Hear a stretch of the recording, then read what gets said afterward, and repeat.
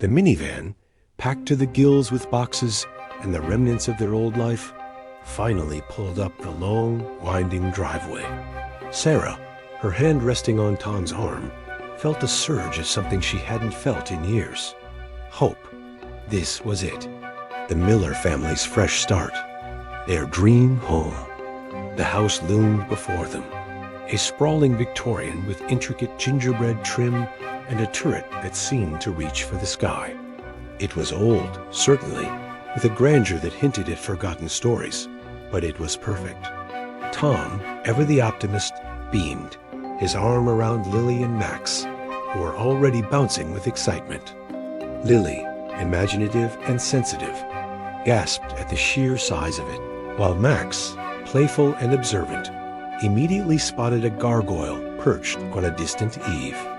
As they stepped onto the wide, creaking porch, a subtle, almost imperceptible unease settled over Sarah. The air felt heavy, still. The house, for all its beauty, seemed to absorb the sunlight rather than reflect it. She dismissed it as new home jitters, the natural apprehension of stepping into the unknown. Old pipes, she told herself, would account for the faint, distant creaks that seemed to echo from within.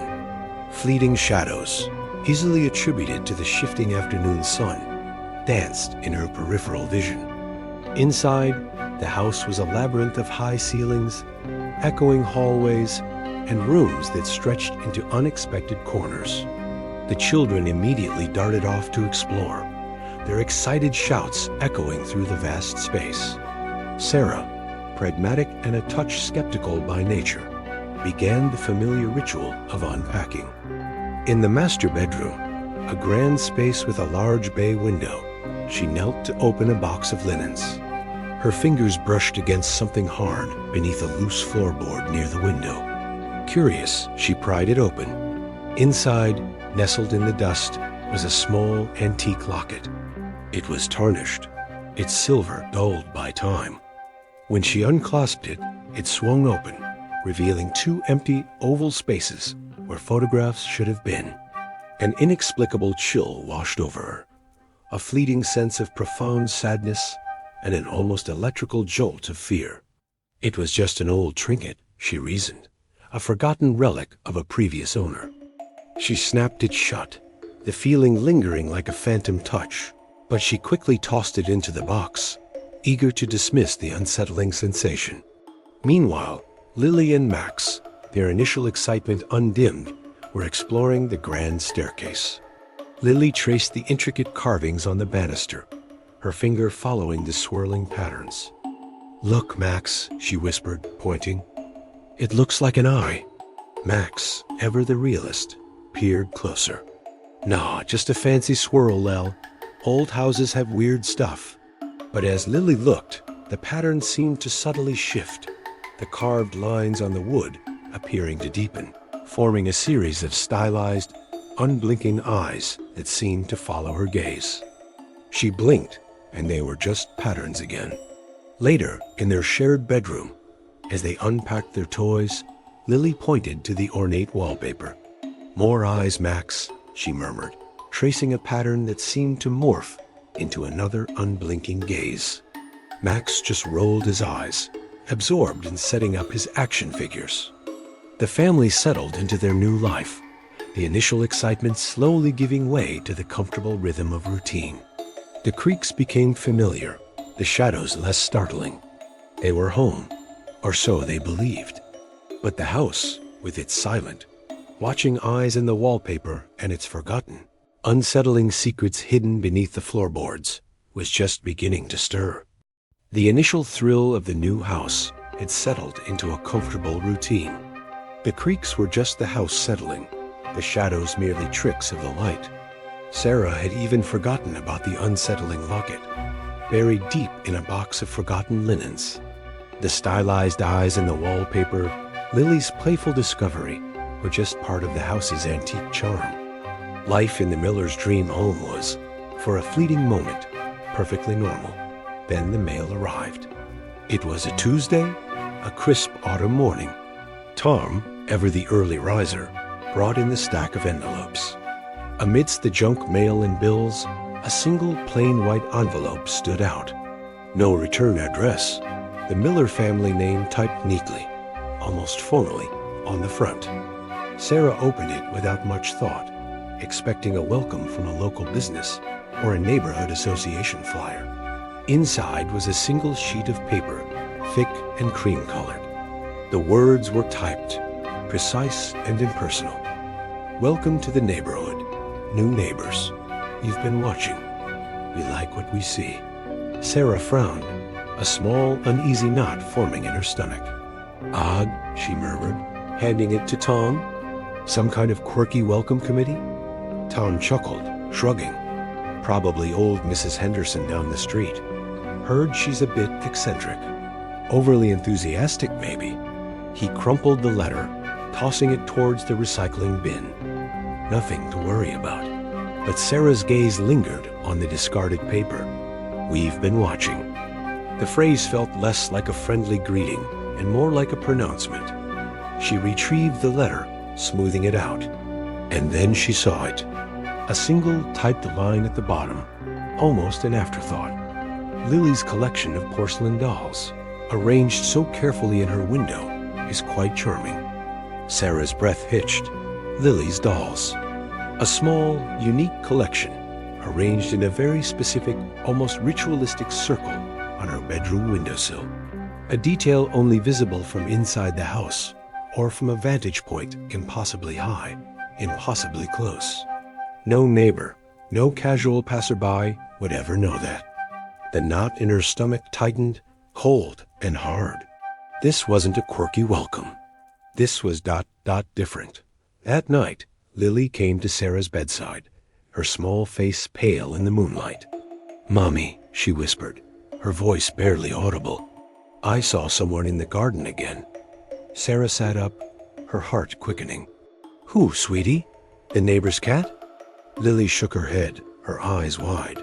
"No, not a cat. A person. Standing very, very still.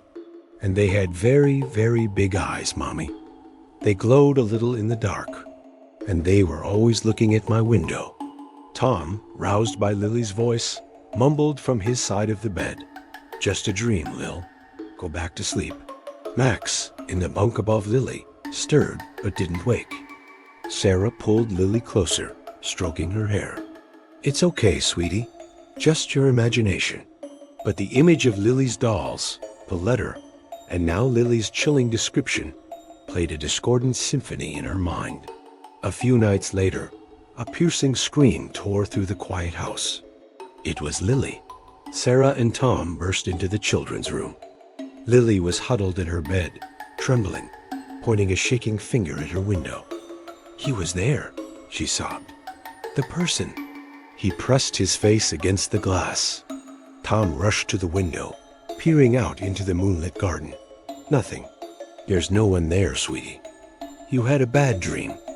But Sarah saw it. A faint, distorted imprint on the cold glass, barely visible in the dim light.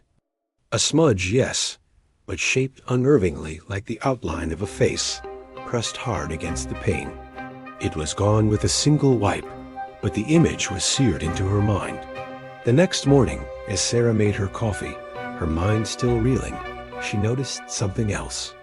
The first anonymous letter, the one Tom had crumpled and she had retrieved, lay on the kitchen counter. She hadn't left it there. And beneath it, a single small piece of paper. It was torn, ragged along one edge, but the typeface was unmistakable. It was a page from her old, obscure poetry book, the one she kept hidden in her bedside drawer, a collection of dark, forgotten verses she thought no one else knew she owned. The torn page contained a single chilling line, highlighted in neat, red ink. "The eyes of the house are always open." Sarah stared at the page, her blood turning to ice. This wasn't a neighbor. This wasn't a prank. This was impossible. Someone or something had been in her bedroom, had found her most private possession, and was using it to send a message. The house, with its silent, watchful eyes, was no longer just a dream. It was a threat. And the gaze had just begun. The torn page from her poetry book, found inexplicably on the kitchen counter, shattered Sarah's last vestiges of normalcy. This wasn't a prank. This was an invasion, a violation of her deepest privacy. The watcher knew things, saw things that defied explanation. The house, with its silent, unblinking eyes in the wallpaper, felt less like a home and more like a cage. The letters continued to arrive, a relentless assault on their peace of mind. They escalated rapidly, each one more specific, more unnerving than the last. Sarah, your morning coffee ritual is quite precise. 2 sugars, a splash of cream, always stirred clockwise. One typed note read, describing her private habit with chilling accuracy. Another, addressed to Tom, stated, "The way you hum in the shower, Tom, a little off-key, is quite endearing." They recounted intimate family moments. A whispered argument between Sarah and Tom after the children were asleep. A playful tickle fight in the living room. Lily's secret habit of talking to her porcelain dolls. These were details only someone inside their house, or with impossible access, could possibly know. Fear, cold and pervasive, began to seep into every corner of their lives. Tom, still clinging to the idea of a disturbed prankster, desperate to regain a sense of control, invested heavily in high-tech security cameras. He meticulously installed them around the perimeter of the house, inside key rooms, even a discreet one in Lily's bedroom. "We'll catch them, Sarah," he'd insisted, his voice strained with a forced optimism. "This will stop." But the cameras proved useless. They either malfunctioned inexplicably, the screens flickering to static at critical moments, or captured nothing but fleeting, unidentifiable blurs that vanished upon review. The footage was always just out of focus, just too dark, just too quick. The watcher, it seemed, was immune to their technology, or worse, was actively interfering with it. One night, Sarah woke to the sound of Tom's frantic breathing. He was hunched over the security monitor in his study, his face pale, illuminated by the flickering green light. "Sarah," he whispered, his voice hoarse with terror. "Look." On the screen, the feed from Lily's room showed her sleeping soundly. But then, the camera slowly, deliberately began to pan. It zoomed in on Lily's face, unnervingly close, then slowly, almost imperceptibly, shifted to the closet door. The door, which Sarah knew was closed, slowly, silently, creaked open, revealing only impenetrable darkness. Then, the screen dissolved into static. Tom had rushed to Lily's room, but the closet was closed, Lily still asleep. Yet, as Sarah stood in the doorway, Lily stirred, muttering in her sleep, "He likes your coffee, Mommy. He watches you stir." Sarah's blood ran cold. It was a direct quote from one of the letters. Tension mounted between Sarah and Tom, a suffocating blanket of suspicion and fear. Every shared glance became an accusation, every hushed conversation a potential betrayal. Who could it be, Tom? A neighbor? Someone from your work? Sarah would press, her voice edged with desperation. Tom would snap back. How would they know about Lily's dolls? Or your poetry book, Sarah? Are you sure you haven't told anyone? Their trust, once a solid foundation, began to fray, each convinced the other, or even one of their children, might be unknowingly collaborating with the watcher, or worse, was the watcher. Lily, meanwhile, became increasingly withdrawn. Her vivid imagination, once a source of joy, now seemed to feed the growing dread. She stopped playing outside, preferring to sit quietly in her room, drawing. Her pictures were disturbing. Large, unblinking eyes, drawn in dark crayon, watching the house from every window, every shadow. Sometimes the eyes would appear in unexpected places, on the faces of her dolls, in the patterns of the carpet. She claimed an invisible friend told her secrets about the family, secrets only the watcher would know. And she began repeating chilling phrases from the letters, her small voice eerily flat. The most unsettling change, however, was in Max. Usually boisterous and full of life, he became quiet, his eyes often holding an unnerving, distant quality. He started leaving small, disturbing gifts for the family. A dead bird, its neck twisted at an unnatural angle, appeared on Sarah's pillow one morning. A child's tooth, yellowed and small, was found under Tom's dinner plate. And once, Sarah found a crudely drawn picture of Tom, his eyes scratched out, pinned to his office door. When confronted, Max would simply shrug, his gaze unsettlingly blank. "My invisible friend told me to," he'd say, his voice devoid of emotion. "He likes it when I give you presents." The implication was terrifying. The watcher wasn't just observing them. It was subtly influencing, perhaps even possessing, their own child. Max, their playful, observant boy, was becoming a new internal threat. The house was not just watching them. It was beginning to take them apart, piece by agonizing piece. The dead bird on Sarah's pillow, the child's tooth under Tom's plate, the defaced drawing of Tom's eyes. Max's gifts were no longer just unsettling. They were a terrifying confirmation that the watcher's influence had breached their most sacred boundary, their own child. The fragile threads of family trust, already frayed, snapped under the weight of this new, insidious threat. Every glance at Max now held a flicker of fear, a question of who truly looked back from his unnervingly blank eyes. The letters, meanwhile, had shifted their focus. They no longer just described their daily lives. They hinted at secrets not just about the Miller family, but about the very house they inhabited. The walls have ears, and they whisper forgotten names, one chilling note read. Another, arriving tucked into Lily's lunchbox, declared, "The old owner's sins still linger in the foundations. What lies beneath the floorboards yearns for light." The house, once a dream, was becoming a character in their nightmare, an accomplice to their tormentor.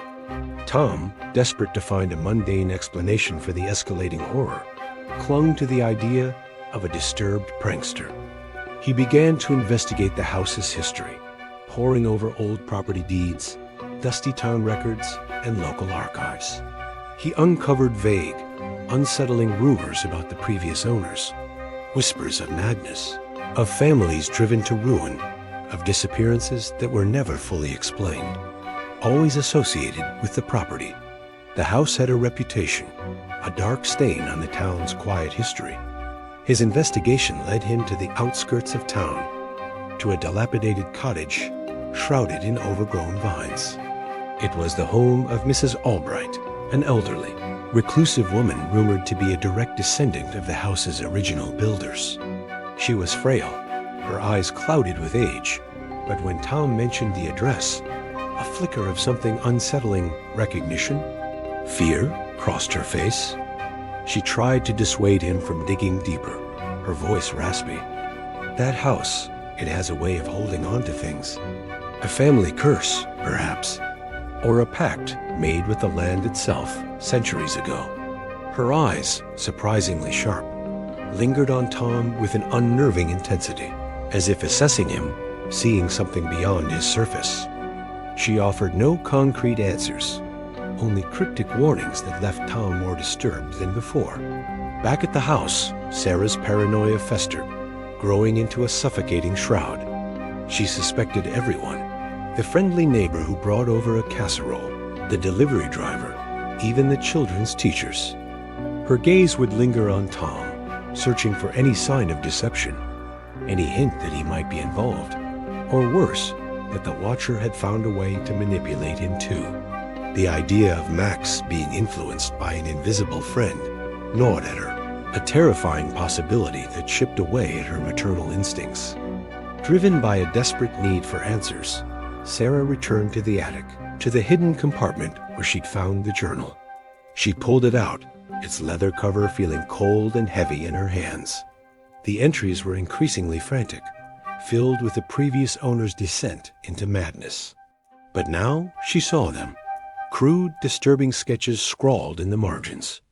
Stick figures with oversized, staring eyes, their bodies consumed by shadowy tendrils, that seemed to emanate directly from the walls. One entry, more explicit than the others, described a previous owner's child, a girl named Eleanor, being taken by the gaze, her voice fading into the walls. That night, alone in the house while Tom was out, Sarah was in the living room, trying to decipher a particularly cryptic entry in the journal. A sudden, distinct creak sounded directly above her from the attic. Then, heavy footsteps. Slow, deliberate, echoing through the floorboards. She froze, her heart hammering against her ribs, listening. The footsteps stopped directly over her head. The silence that followed was deafening, punctuated only by her own ragged breathing. Then, a soft, mocking laugh, dry as rustling leaves, seemed to emanate not from above, but from the very walls around her. A chorus of hushed chuckles that echoed her deepest fears, her growing suspicion of Tom, her terror for her children. A cold, invisible hand brushed her hair, and she felt a sharp, needle-like prick on her scalp, a fleeting, agonizing sensation, as if something was trying to enter her mind, to burrow into her thoughts. She screamed, a raw, guttural sound, scrambling backward, knocking over a lamp. The laughter faded, replaced by the familiar, unsettling silence of the house. She was no longer just being watched. She was being touched. And the house, she realized with chilling certainty, was not just listening. It was alive. The needle-like prick on Sarah's scalp, the mocking laughter echoing from the walls. The house was not just alive. It was actively hostile. It had touched her, burrowed into her mind, and the memory was a constant burning itch beneath her skin. Her paranoia, once a suffocating shroud, now became a living entity, a third, unseen presence in every room. Every shadow held a lurking threat. Every creak of the old timbers, a whispered accusation. The fragile threads of family trust, already strained by Max's unsettling gifts, snapped under the weight of his new, undeniable terror. The letters, a relentless, insidious assault, continued to arrive, but their purpose had shifted. They were no longer just observations. They were psychological weapons, designed to pit them against each other, to expose every raw nerve and unspoken resentment. Sarah, Tom truly resents your career success. He feels diminished by it, one note read, appearing on her pillow. Another, tucked into Tom's briefcase, declared, "Tom, your wife secretly doubts your strength. She thinks you're failing to protect them." They unearthed private arguments, insecurities whispered in the dark, fears they thought were their own. Deep fissures formed in their already strained relationship, each parent eyeing the other with suspicion, wondering if the watcher was somehow, impossibly, speaking through them. Lily, already sensitive, retreated further into herself. Her vivid imagination, once a comfort, now seemed to be twisted by the house's influence. She spent hours in her room, talking to an imaginary friend who told her secrets about the family, intimate details of their arguments, Tom's financial worries, Sarah's anxieties about her career, secrets only the watcher could possibly know. Lily would repeat chilling phrases from the letters, her small voice flat and devoid of childlike wonder. "He says Mommy cries at night," she'd tell Sarah, her eyes wide and unnervingly still. "He says Daddy is afraid of the dark." But it was Max who became the most terrifying manifestation of the watcher's deepening hold. His gifts grew more disturbing. A lock of Lily's hair tied with a black ribbon left on Sarah's knitstand. A small, bloody tooth from an unknown animal placed in Tom's coffee cup. He moved with an unsettling quietness, his eyes often holding that distant, unblinking quality. One evening, Sarah found him in the living room, curled up in Buster's dog bed, clutching the crudely carved wooden eye that had been found on Buster's chest. He was muttering to himself, a low, guttural murmur. When Sarah knelt to comfort him, her hand reaching for his shoulder, he looked up. His eyes were wide, unblinking, and utterly devoid of his usual playful spark. His voice, when it came, was flat, devoid of emotion, and chillingly, It was not his own. "He told me," Max whispered, the words seeming to even emanate from somewhere deeper, colder within him. "He told me everything. You can't escape." Sarah recoiled. A scream caught in her throat. Her son was gone, replaced by an echo of the Watcher. The house, meanwhile, seemed to actively conspire with the unseen entity. Doors would slam shut without a draft. Lights would flicker and die, and the chilling whispers would emanate from unexpected corners, always just out of sight. The family was trapped, their home a living, breathing nightmare. In a desperate, unified decision, born from sheer terror, Sarah and Tom decided they had to leave. They would pack only essentials, grab the children, and drive until they were hundreds of miles away. This was no longer their dream home. It was a tomb. They gathered the children, their faces pale and drawn, their small bodies trembling. "We're going on a trip," Sarah said, trying to inject a false cheer into her voice. They rushed to the front door, their hearts pounding with a fragile hope. But the keys to the minivan, which Tom had meticulously placed on the hook by the door, were gone. Frantic, they searched, tearing through drawers, overturning cushions. Nothing. Then, a faint, mocking chuckle seemed to ripple from the walls around them. Tom, swearing under his breath, grabbed the spare set from a hidden hook in the garage. They piled into the minivan, the children strapped in, their eyes wide with fear. Tom jammed the key into the ignition, twisted it. The engine coughed, sputtered, and died. He tried again. And again. Nothing. The car, which had been perfectly fine that morning, was dead. Panic clawed at Sarah's throat. "The other car!" she shrieked. They scrambled out, ran to Tom's sedan. The same result. Dead. A cold, suffocating realization settled over them. The house wouldn't let them leave. Defeated, terrified, they stumbled back inside, the laughter of the house echoing in their ears. They were prisoners. As they slumped onto the sofa, drained and broken, a low growl rumbled from Buster, who had been lying quietly at their feet, a silent comfort throughout the ordeal. He tensed, his hackles rising, staring intently at the living room wall. "What is it, boy?" Tom murmured, reaching for him. Buster let out a sharp, distressed bark and a choked yelp. He began to convulse, his body thrashing violently on the rug. Sarah screamed, scrambling back. Tom desperately tried to help him, but Buster's eyes rolled back, a final shuddering breath escaping his lungs. He went limp. Silence. Heavy, suffocating silence. Buster lay still, his once vibrant fur now matted and lifeless. Not a scratch, not a drop of blood, but on his chest, placed with chilling precision, was a single, small, crudely carved wooden eye, identical to the one Max had been clutching. Pinned to Buster's collar, with a rusty tack, was a short, typed note. Tom's trembling fingers pulled it free. "Some things must be sacrificed to truly see." The words blurred through Sarah's tears. Their last innocent comfort, their loyal companion, was gone. Murdered, not by a person, but by it. The Watcher had taken their dog, not just to torment them, but to prove its terrifying reach, its malevolence, and its absolute control. The family's spirit, already battered, shattered into a million irreparable pieces. They were utterly alone, utterly vulnerable, trapped in a house that was now a living tomb, and the Watcher had just begun to truly see. Buster's lifeless body, the crude wooden eye on his chest, the chilling note. It was the final brutal blow. Their beloved dog sacrificed. The Watcher had not only breached their home, but their very hearts.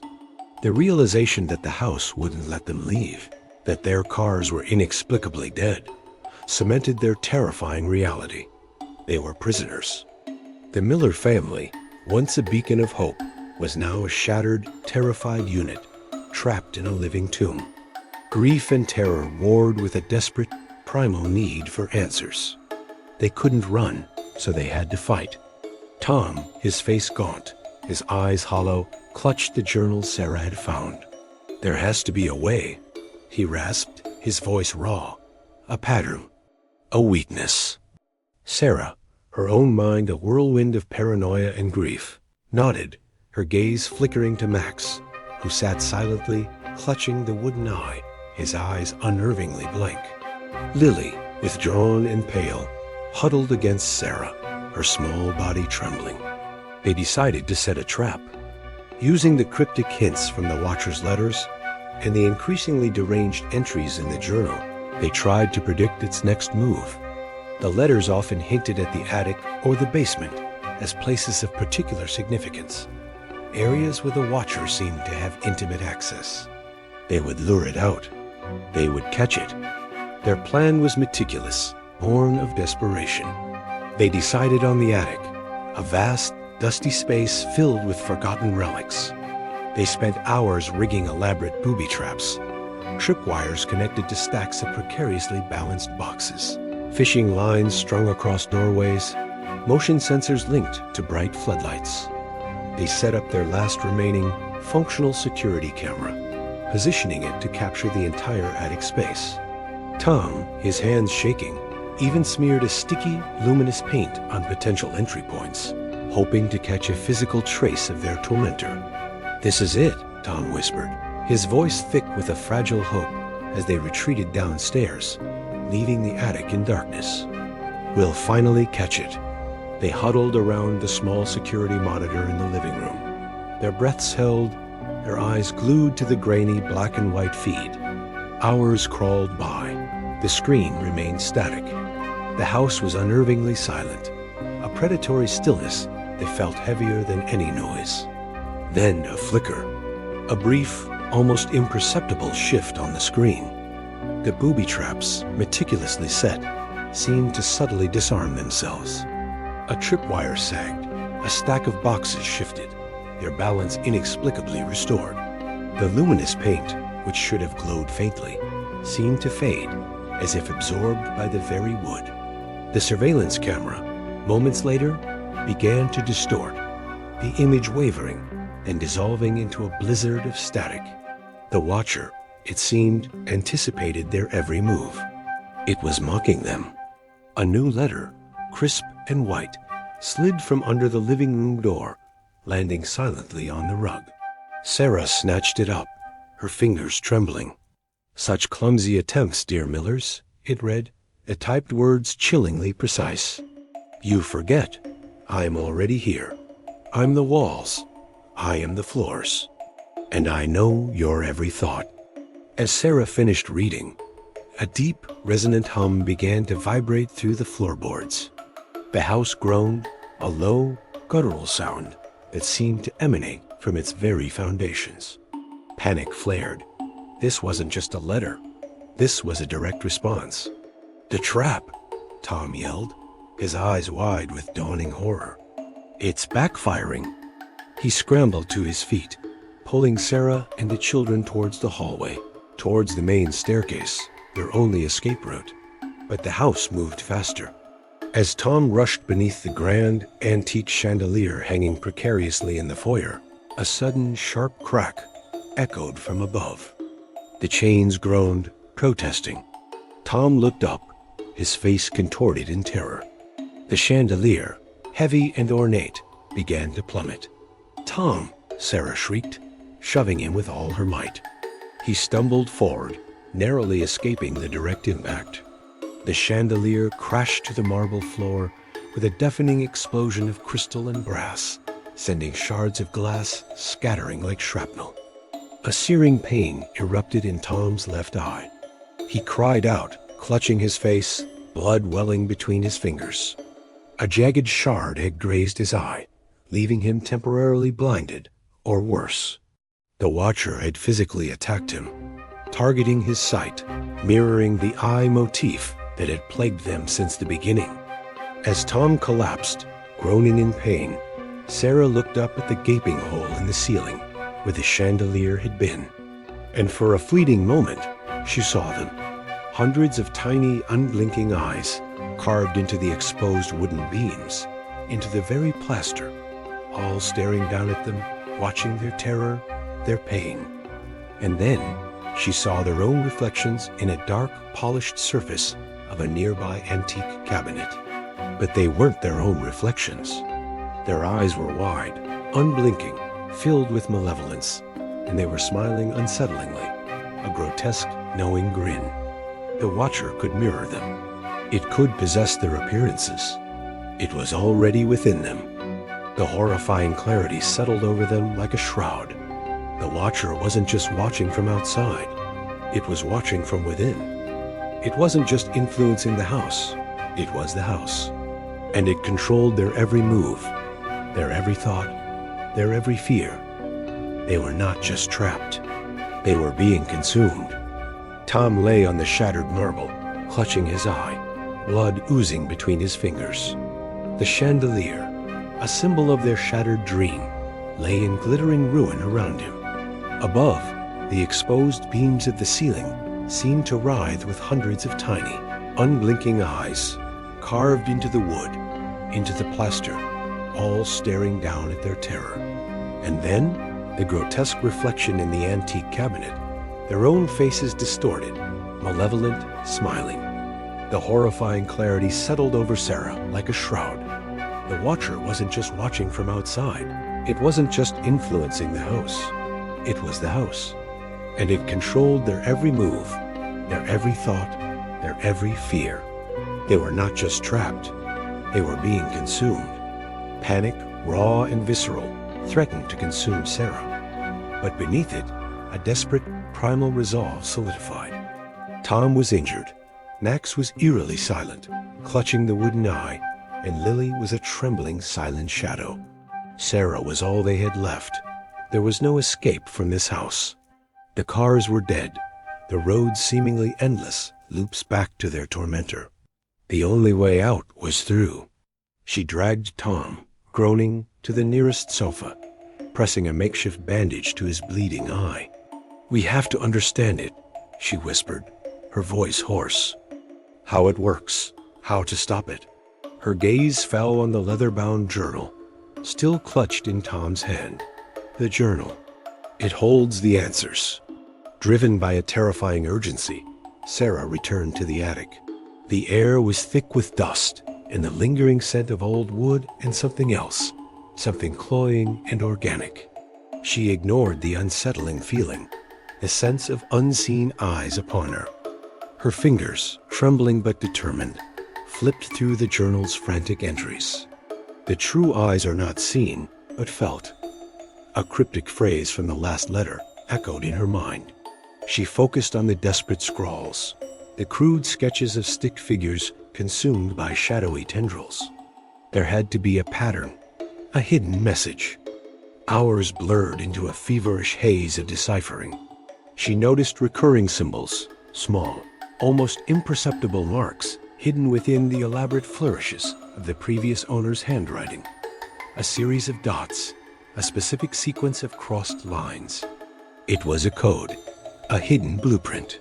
It pointed not to a single room, but to a specific section of the house's oldest foundation, beneath the living room, where the original well was rumored to be. It spoke of a breach point, a place where the gaze was strongest, where the house truly began. With a new, terrifying purpose, Sarah returned downstairs, guiding Tom and the children. Max, still clutching the wooden eye, followed without protest, his eyes unnervingly blank. Lily, however, clung to Sarah, whimpering, her small hand pointing at the living room wall. "It watches," she whispered, her voice barely audible. From inside, they found the spot indicated by the journal, a section of the living room wall, just above the old, sealed-off fireplace. It felt colder than the surrounding plaster, and a faint, almost imperceptible hum resonated from within. Tom, despite his injury, helped Sarah. They used whatever tools they could find, a crowbar, a hammer, to chip away at the plaster. The house groaned around them, the floorboards vibrating, the whispers from the walls intensifying. Now a cacophony of hushed, mocking laughter and the faint, gurgling sounds of drowning.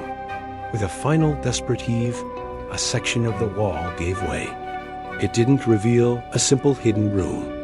Instead, a gaping, dark maw opened before them, leading into a vast, labyrinthine network of hidden passages, crawl spaces, and observation points within the very walls of the house. The air that rushed out was stale, thick with the scent of decay and something else, something organic and sickeningly sweet. They peered into the darkness, illuminated only by Tom's flickering phone flashlight. The walls of these passages were not just wood and plaster. They were grotesque, organic, pulsating faintly, as if made of fused wood and something fleshy, like a monstrous living circulatory system. And embedded within these walls, in various states of decay, were the desiccated remains of previous inhabitants. Their faces, skeletal and mummified, were frozen in silent screams, their hollow eye sockets staring out from the dark, as if still watching. They were everywhere, scattered throughout the passages, in various stages of being absorbed by the very structure of the house. Sarah's flashlight beam swept across a series of tiny peepholes, perfectly aligned with every window, every door, every room in the house. Vents, almost invisible, were placed strategically for listening.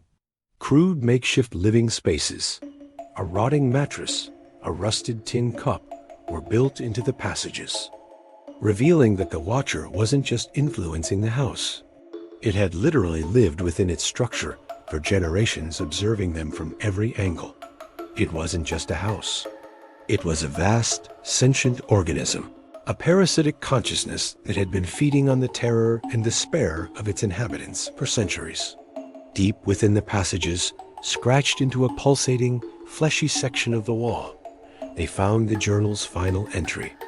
It wasn't written in ink, but in dried, dark blood. The words were barely legible.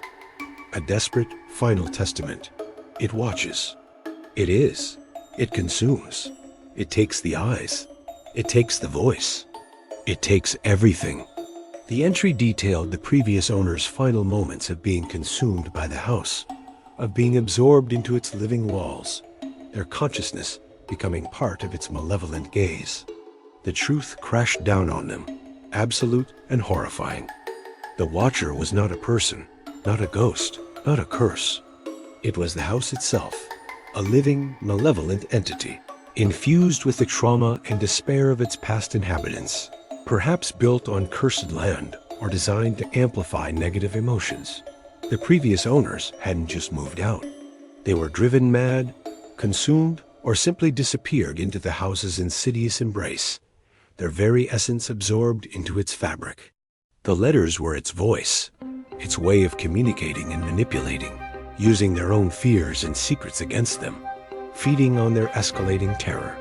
The Watcher entity was a manifestation of the house's dark history, a parasitic consciousness that had been watching and subtly influencing its inhabitants for generations, slowly driving them to madness or worse.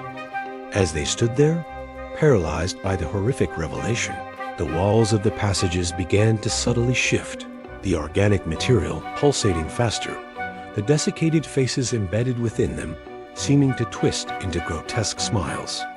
Whispers, now undeniably emanating from the walls themselves, surrounded them, a chorus of hungry, triumphant voices. The house knew they had found its secret, and it was ready to consume them too. The pulsating, fleshy walls of the hidden passages, the desiccated faces embedded within them, the blood-scratched journal entry. The truth was an open wound, raw and horrifying. The Watcher was not a stalker. It was the house itself, a living, malevolent organism that had consumed generations. Its whispers, now undeniable, emanated from the very walls around them, a chorus of hungry, triumphant voices. The house knew they had found its secret, and it was ready to consume them too. Panic, cold and absolute, threatened to paralyze Sarah. Tom, despite his injured eye, pushed himself up, his face pale, his good eye wide with terror. Max, still clutching the wooden eye, remained eerily silent, his gaze fixed on the pulsating walls. Lily whimpered, burying her face in Sarah's side. There was only one goal now: escape. But the sentient house, fully aware of their discovery, fought back with a terrifying primal fury. The labyrinthine passages began to shift around them. Walls pulsed faster, seeming to draw closer, narrowing their path. Doors they had just passed slammed shut with deafening thuds, while new, impossible doorways appeared, leading into darkness. The air grew thick with a cloying, organic scent, and the whispers intensified, becoming a deafening roar that echoed their deepest fears. Sarah saw fleeting, terrifying hallucinations. The skeletal faces of the consumed inhabitants lunging from the walls, their hollow eyes burning with malevolence. Tom cried out as he stumbled, convinced unseen hands were grasping at his legs. "We have to get out!" Sarah shrieked, her voice raw. She remembered a phrase from the journal, a desperate, half-formed thought of the previous owner. The heart of the house. The well drowned the gaze. The code had pointed to the well beneath the foundation, the breach point where the house truly began. If they couldn't destroy the entire entity, perhaps they could sever its core. Driven by a desperate, suicidal hope, Sarah dragged Tom, half-blinded and stumbling, back through the twisting passages. Lily clung to her, a small, terrified weight. Max, strangely, led the way, his blank eyes seeming to see through the house's shifting deceptions, guiding them with an unnerving instinct. The house shrieked around them, its walls pressing in, trying to crush them, but Max moved with an unnatural certainty, as if he were part of its very fabric. They finally burst into a cavernous space beneath the house, the air thick with damp earth and the metallic tongue of old water. In the center, a dark, churning well, its surface disturbed by unseen currents. This was the breach point. This was the Watcher's heart. The eye! Sarah screamed, pointing at the wooden eye still clutched in Max's hand. "Throw it in, break the gaze." Max hesitated, his face a mask of conflict, his grip tightening on the crude carving. For a moment, his eyes flickered, a glimpse of his old self, terrified and confused. Then the blankness returned. He raised the wooden eye, not to throw it, but to press it against his own forehead. "No!" Tom roared, summoning a burst of adrenaline. Despite his injury, he lunged, tackling Max. The wooden eye flew from Max's hand, spinning through the air. Sarah, moving on pure instinct, caught it. The moment her fingers closed around the carving, a searing pain shot through her hand, and her mind was flooded with a terrifying sensory overload. A cacophony of whispers, the scent of old wood and decay, and a fleeting vision of the house's interior, as if she were looking through its eyes, seeing every dusty corner, every hidden passage. With a scream of defiance, Sarah hurled the wooden eye into the churning blackness of the well. It hit the water with a sickening splash, and for a moment, the house seemed to gasp. The organic walls of the passages shuddered, the whispers died to a faint hiss, and the oppressive weight in the air lifted. The house was weakened. "Now!" Tom yelled, pulling Lily. They scrambled, battered and bruised, through the newly stable passages, finding a route to the outside. They burst out of the house, gasping for breath, into the cool, clean night air. They didn't look back. Their dream home, a monument to their living nightmare, stood silent and dark behind them. They managed to escape, but the experience had irrevocably shattered them. Sarah suffered from severe PTSD, haunted by the whispers and the phantom touch on her scalp.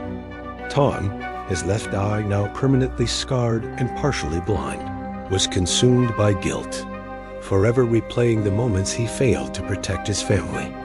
Lily, the most sensitive, was left permanently affected, still hearing the house's whispers in the static of everyday life, seeing its unblinking eyes in every shadow. They tried to rebuild their lives in a new, sterile apartment, far from any old houses, any dark corners. They sought therapy, tried to forget, to heal. Months later, a semblance of peace began to settle. The nightmares were less frequent, the whispers fainter. They dared to hope.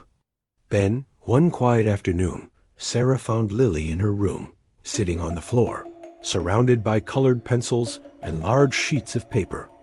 She was meticulously drawing. Not a child's whimsical sketch, but a detailed, perfect blueprint of their new, safe apartment, complete with tiny, unnervingly precise lines for every wall, every window, every closet. And in every wall, every window, and even under the beds, Lily had drawn tiny, unblinking eyes. Sarah knelt beside her, a cold dread seeping into her bones. "Lily," she whispered, her voice trembling, "where did you learn to draw our new house like that?" Lily looked up, her eyes unnervingly wide, unnervingly dark, unnervingly knowing. A faint, almost imperceptible smile touched her lips, a smile that was not her own. And then, in a voice that was flat, devoid of childlike innocence, she whispered, "He showed me. He's here now. He likes our new walls." The Watcher had not been destroyed. It had not been left behind. It had found a new living vessel, and it was still watching.